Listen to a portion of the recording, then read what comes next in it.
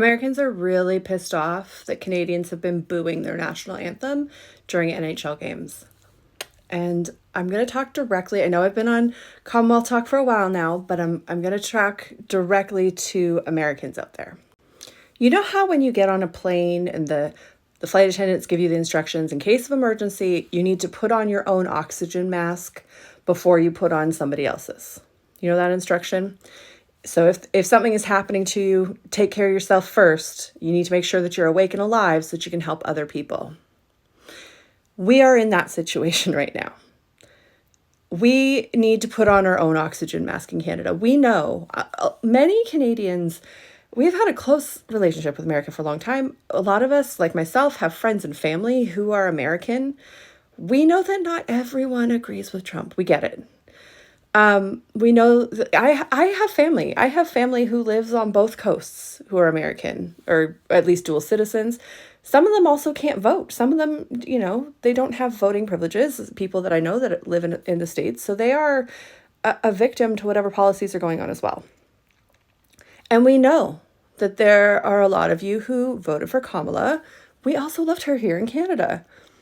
And we know that immigrants and the 2S LGBTQIA community and the BIPOC community and a lot of people are at threat in your country. But you have to understand that your president has just attempted an economic coup. I'm not exaggerating. He put out a policy. He first claimed that Canada was a national threat to your security. And then he put out policies that would enact tariffs that were a violation of our current trade agreement. And he did all of this knowing that it was illegal and knowing that it was wrong. And he did it under the guise of fentanyl being the issue. But that is not really what he's talking about. He has said he wants to make Canada's economy so crippled that we would willingly join the United States. That is a coup. When you put sanctions or actions on another country, on their economy to force them to join you, I don't know if you remember this happening in other countries, that is an economic coup attempt. And what he wasn't expecting were Canadians to just stand up and go, see ya, we don't care. We're not doing this. We are not messing about.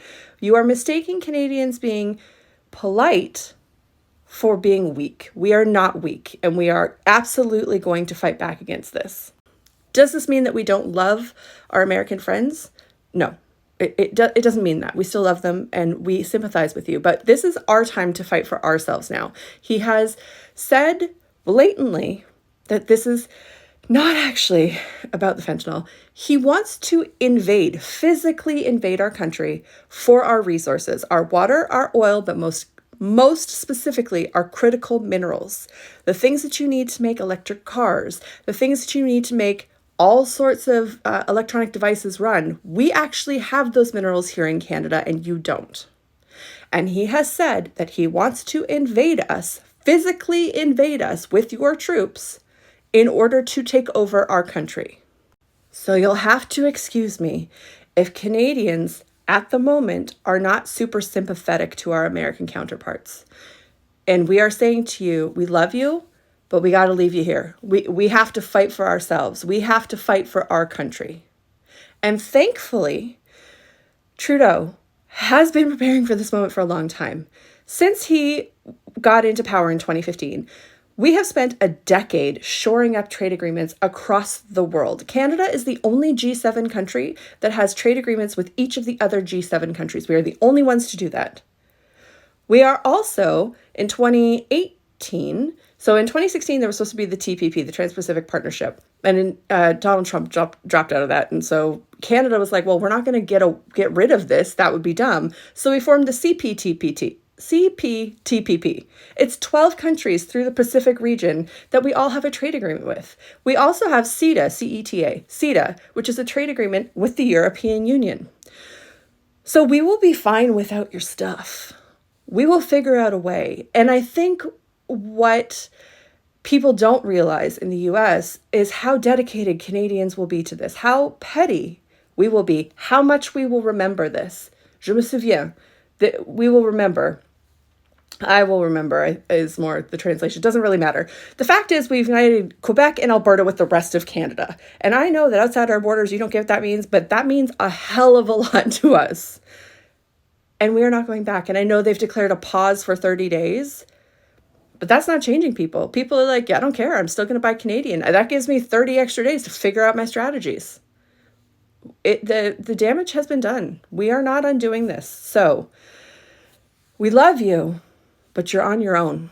We've been trying to help you for quite a long time now, and I'm sorry, but we have to put on our own oxygen mask. We just have to. We cannot lose our sovereignty. We cannot lose being our own country. And I really, really, truly hope that you understand that from the bottom of our hearts, because you would do the same if somebody was trying to invade you. This is very serious. And we love you, but we got to take care of ourselves.